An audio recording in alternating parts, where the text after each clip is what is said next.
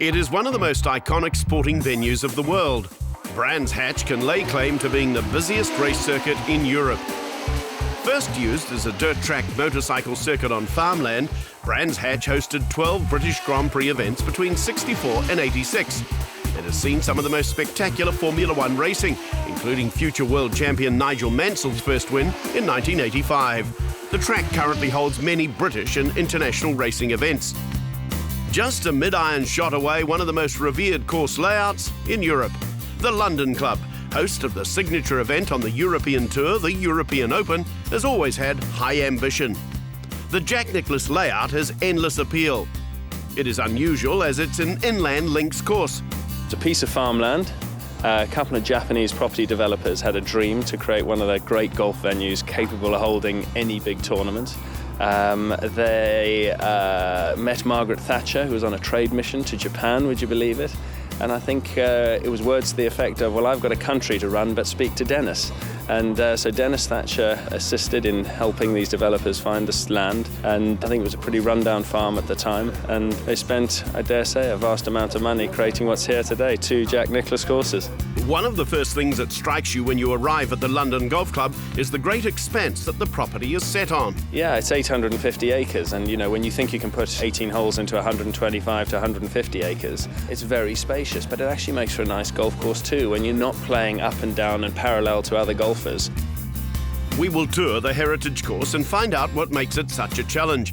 For golfers who know Jack Nicklaus designs well, it should come as no surprise to see over 100 bunkers. I think most of Jack's designs, you'd agree, you know, he does use a fair amount of bunkers, but it's very much strategic. You know, you really have to position the ball around there on the fairways to give you access to the flags where they can be tucked away in certain areas on each of the greens. You know, he's quite forward-thinking in that respect. Bunkers are quite integral to the defence of the golf course these days. Typical of Nicklaus, you have a gentle introduction at hole 1. I think you can be caught out there. You still need to place an accurate tee shot. True, they're perhaps not the longest opening holes on tour, but you need to find the fairway to give yourself a good chance to access the flag positions that are available. On to the third. Cracking little par 3. Water left, grassy bank to the right, and you've really got to watch the wind when you're trying to pick the club there. There's a bunker tucked back right, so should you miss club, leave yourself a tricky up and down out the sand. So it's one of my favourite holes out here, so it's a really good par 3. And the fifth is a chance to turn your scorecard around. You really need to get a good tee shot away to the top of the hill there. It's going to leave you 200 yards plus, maybe a little bit more, depending on the wind. And your second shot, should you wish to take it on, is over water. So again, you've got to grab the ball by the horns and strike a good shot to the middle of the green. If you miss it left, it drops away into some bunkers, and again, that's no easy up and down. Obviously, playing a kind of a 25, 30-yard bunker shot back towards water, I don't think anybody really looks forward to that kind of shot. Now to the 7th hole. Another par 3 that involves water. Again, a very tricky hole. The tee's positioned behind some trees or in some trees, so the first half of the tee shot, the wind doesn't affect it, and then you're going over water, the wind hits it, and the green's very narrow from back to front. You know, yardage is really important, and should you just get a little bit pumped up and go long, you've got a nest of bunkers there waiting to catch you out. And again, you've got a bunker shot playing down the hill, back towards water. As you're walking up to the green, you walk around the water hazard, you get the feel for how narrow that green is. And I think personally, it's probably one of the hardest greens to read on the golf course as well. After you make the turn, the 10th is another good test.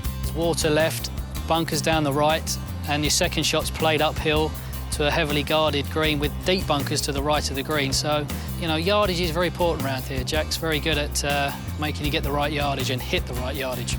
It's a 2-tier kind of sloping green. It rises to the middle going up, and then it drops away going back. And again, from the fairway, you can't really see that. So when the pin's tucked back right, it's quite a demanding shot to hold the green there and get it close. I think it's a real good test to the back 9, you know, a good opening hole for the back 9. It wouldn't be a Jack Nicklaus design without a risk or reward par 4. I think with the right wind, if you're feeling a little bit bullish, you can take the green on, but you've got to drive water. Otherwise, you're laying up with a medium to long iron to leave you a pitch over water. Again, a narrow green, water to the right, it falls away to the left. It's just great to see a little par 4 like that in there. And we finish the course, as the members do, at the final challenge. It's a real strong par 4, water down the left, a little dogleg round the water. The natural shot is perhaps to bail out to the right, but if you do that, your second shot, you've got to come over some trees that kind of guard the green. And again, the green's raised, a great big deep bunker in front. And a narrow green, this one as well. It's 2-tier.